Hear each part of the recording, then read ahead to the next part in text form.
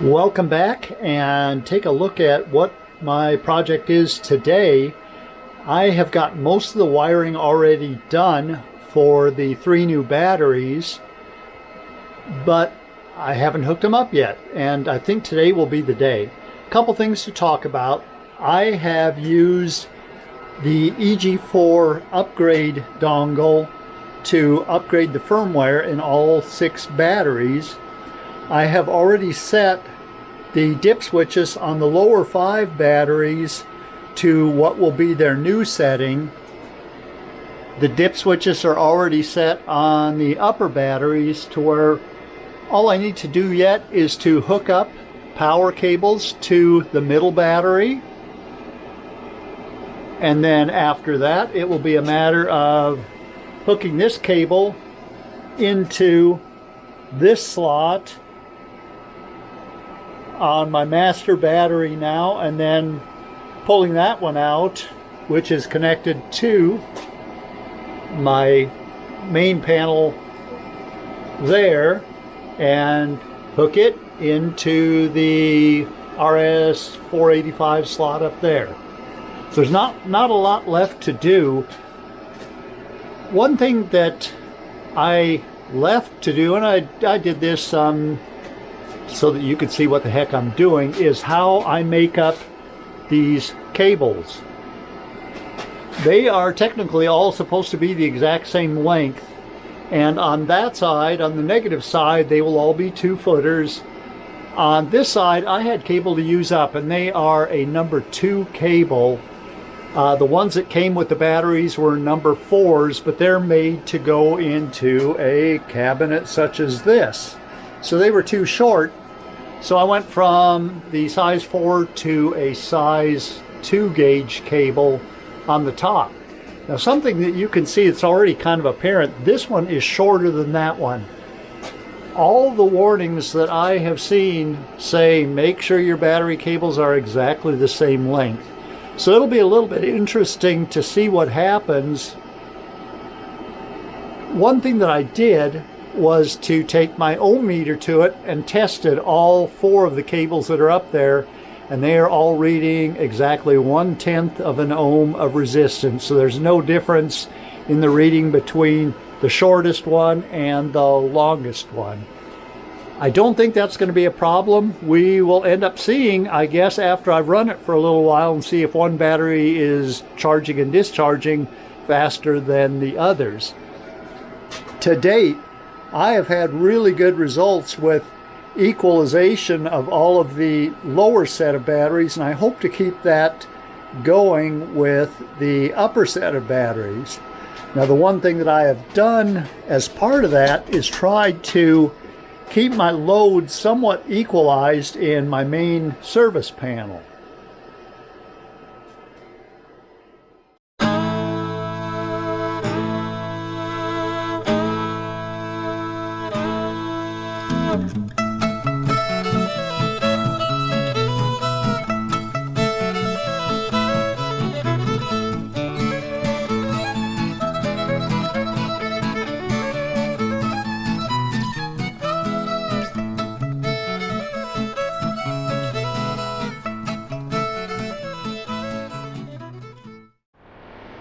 Let's go on outside and make up those last 2 cables. All right, so the question, how to make these connections? I think if you have watched many other videos, everybody makes them by crimping. That is absolutely wonderful. DC connections can be made by crimping or soldering, and that's really how I like to do it. You can't depend on a solder alone connection, because if you ever have a problem of shorting the system to where you're overheating your connection, it can melt the solder and you lose the connection. Your wire or your cable can actually fall out. Crimping alone, I'm sure is just fine, but I'm kind of from the old school. I learned in high school electronics how to solder and make a solder connection. So that's really my way of doing it. I crimp first, then solder.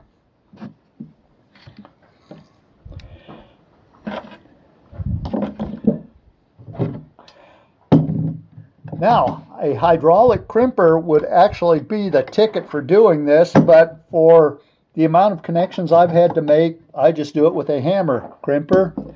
And actually that has worked for me quite nicely.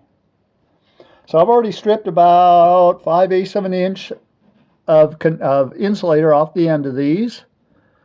Make sure that I get all the wires in there. And it's just a matter of smacking.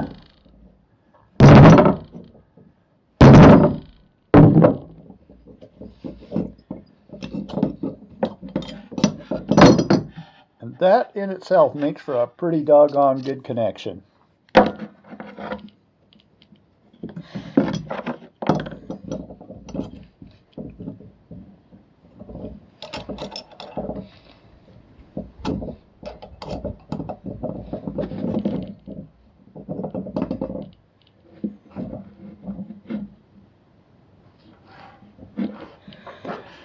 I believe I cheated just a little bit on that one. It's just a little bit short. I'm going to lengthen that about 1/8 of an inch.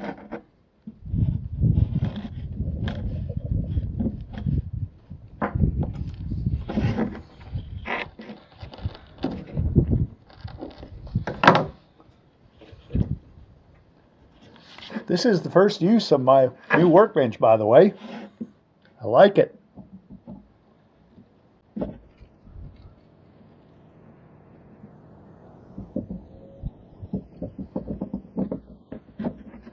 Keep missing one wire.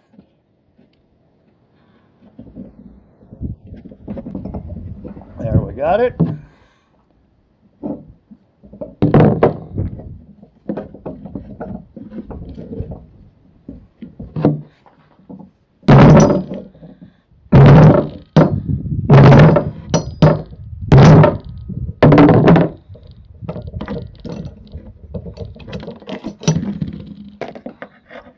And another good solid connection.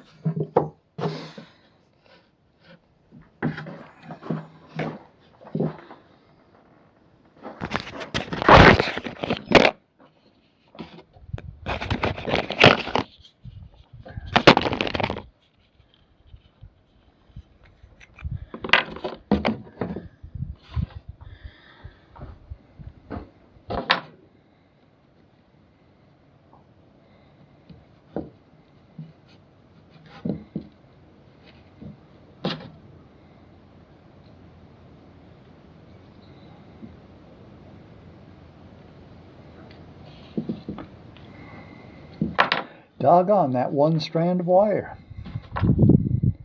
There is a better way of doing this, but I thought I could do it rather easily. There we go.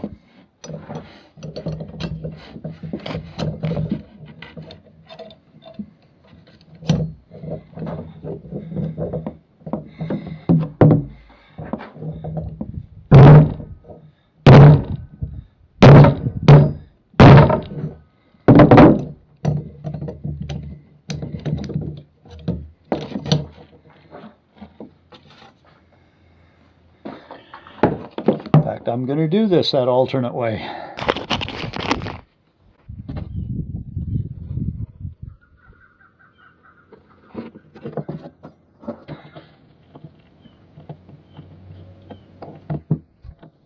Let's lose my patience.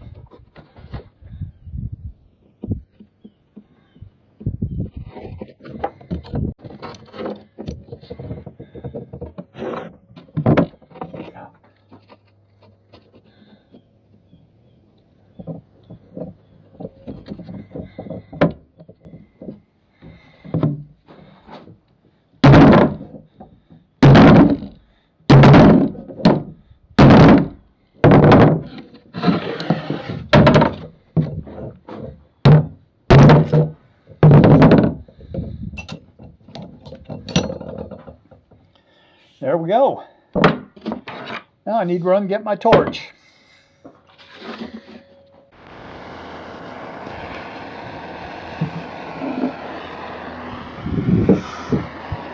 Here we go. Sorry about the wind.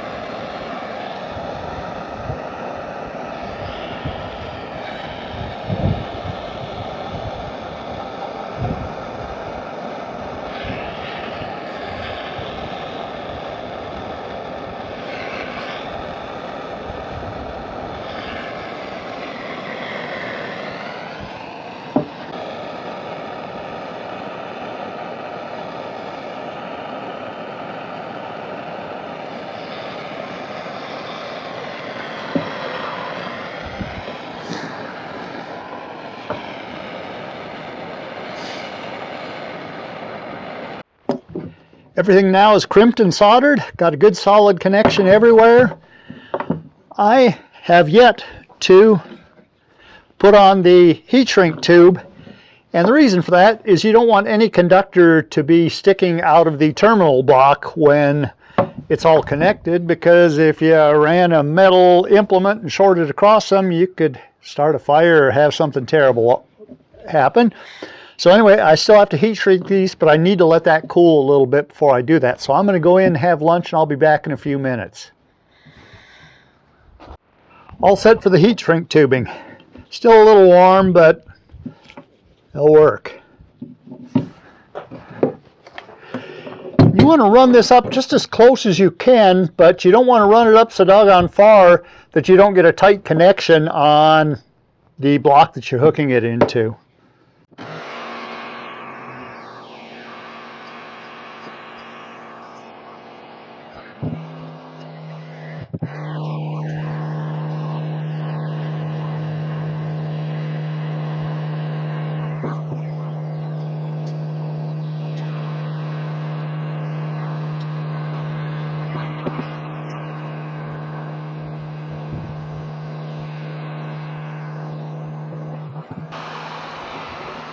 All right, got 2 cables ready to put in. We'll go back inside and do that. One key to success on heat shrink tubing, when you've got short little 2-inch pieces like this, it isn't a big deal. They're actually real easy to do. I like identifying wire with like larger gauge wire that only comes in black. I like identifying them with longer pieces of heat shrink tubing in green, white, red, and black, blue sometimes. And I like using pieces that are 6 or 8 inches long. You want to do that one of 2 ways. You want to start at one end and work your way to the other, or start at the middle and work your way to each end. You absolutely don't want to do one end to get it to hold in place, and then do the other end to get it to hold in place, and then move toward the middle, because you end up with an air bubble in the middle. And it doesn't stick, it doesn't work. Ask me how I know. I have those last 2 battery cables now hooked up. Everything is torqued. I think I'm ready to shut down power. I really can't see where I can do any more without doing that. So I've already shut down my solar panel power. I have this to connect to here, and that attachment there needs to go up there. My 2 power cables that go from the distribution on each side will need to be tied into the existing bus bar. Once that's done, I think I'm ready to restart power, so I don't expect this is going to take an awful long time. I do have to shut everything down, so I'm going to go into my Halloween lighting mode.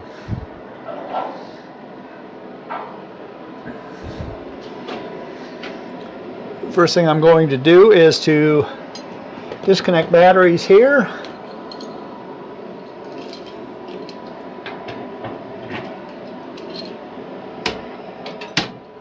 They are now disconnected, which turned off my inverters.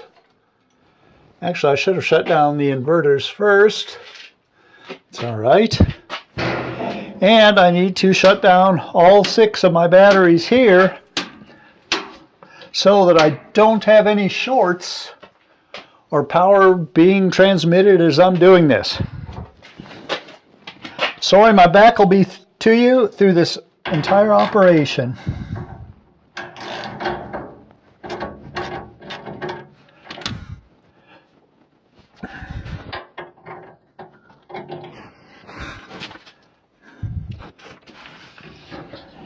And a problem that I've had with this bus bar is with these coming loose. I am going to have to find a couple of stainless steel bolts that are short, and I'll go with a 5/16 bolt. Let me see if the same happens up here.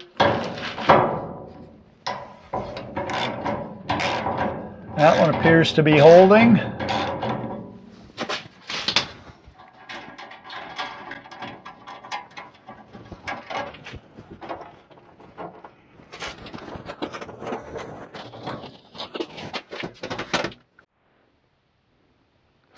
I do believe people would absolutely love to play poker with me if I played poker, because I am the unluckiest person I've ever met in my entire life. At least up until now. It turned out that from some of the jobs that I did in remote areas that mostly involved stainless steel fasteners, I happen to have one 3/8 by 1 inch long stainless steel bolt, nut, and washer. So what I ended up doing is trying to get that in. It was a little bit too long, so I cut 1/4 of an inch off of it, and it actually worked just fine. Let me grab the light. So now everything is hooked up inside. I got everything connected like I think it should be. Well, I had failed in something that I did when I tried to turn on the power unit and the BMS breaker. The BMS breaker immediately popped off, or not immediately, but after a few seconds popped off. So evidently there's something I didn't like about the setup. Now, when I went ahead and disconnected it from everything down below, it comes on just fine. So it's definitely not in the units. I've got to figure out why it doesn't like what's happening down below. I think the first thing that I will do is resort to the manual and make sure that I started everything up in the proper order and that I've hooked up everything like I should. And if that doesn't work, I will get a hold of Signature Solar tomorrow and see if I can get some help from them. I'll be back. I do now have things working properly, or what is apparently proper to me, and the solution was actually quite simple. It was not in instructions that were included with the batteries. I had to go online and do a little bit of research. I actually watched another fellow's video that had the same problem, and he showed the solution, which ended up being in this communication cable. The communication cable that goes from the new batteries into the existing batteries is a standard Cat 6 cable, but apparently the pins 3 through 6 send a signal to the new batteries to go into rapid shutdown mode, which causes the breaker to close within a matter of seconds. What I did to fix that was to cut a slit into the cable about 1 inch long to where I could get all of the conductors out of it, and then I went ahead and cut the blue and the green pairs of wires and took them out of the communication, and then I just went ahead and taped everything up, and really you can barely tell that there was any repair done to it. And then I did wrap it in white tape in case I ever have to remove that cable completely. I'll know that it's the proper cable to go back into that same situation. The manual that came with the new batteries said to use the CAN communication port. Now, the new batteries come with either the CAN communication or the RS485 communication. I went ahead and plugged it into the CAN communication port, and things would work wonderfully for 12 minutes, and then the inverters would shut down for no apparent reason. When I came down to check, I thought that I would have red flashing lights everywhere, but there were no red flashing lights. There apparently weren't any problems within the system. It just decided to shut down after 12 minutes. Now, the definition of a fool is somebody who tries the same thing over and over without changing anything and expecting different results. So I ended up doing it 3 times. Really just to make sure that it wasn't just a glitch that had happened one time. The same thing happened all 3 times. What I did after that was to use a little bit of brain power and common sense and logic. The old batteries use the RS485 communication. They don't have the CAN communication. And the EG4 6500 inverters are old enough probably that they didn't have it at that time either. So I thought, well, what if I move that plug from CAN communication to RS485 communication? I shut down the system, changed everything over, restarted the system, and now it seems to be working just fine. So I have balancing yet to do, and after a couple of days making sure this thing is working properly and getting some sunny days that I will recharge rather quickly, I am going to wait for a few days then to do that bottom balancing. I will let the batteries run down to 5%, shut down the system, and then I will recharge, hopefully using the sun. If not the sun, I do have a generator to recharge, and then I will run them up all the way to top balance them, and that should hopefully take care of things. I thank you for being here with me on this episode. I will see you on another one. Goodbye.